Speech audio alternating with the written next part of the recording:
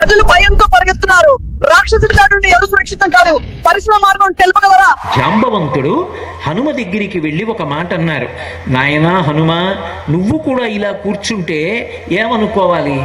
దేవలోకంలో ఉండేటటువంటి అప్సర స్త్రీలలో శ్రేష్ఠురాలైనటువంటి పుంజికస్థల ఒక శాపం కారణంగా ఈ భూలోకంలో వానర స్త్రీగా పుట్టింది.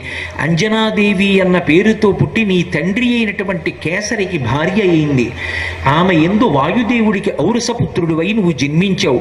నీకు అపారమైనటువంటి బలపరాక్రమాలు ఉన్నాయి.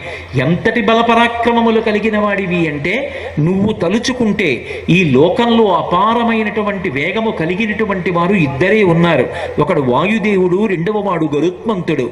వాయుదేవుడు గరుత్మంతుడు ఎంత వేగము కలిగిన వారో అంతకన్నా వేగంగా వెళ్ళగలిగినటువంటి శక్తి కలిగినటువంటి వాడవై కూడా నువ్వు ఏమీ చేతకాని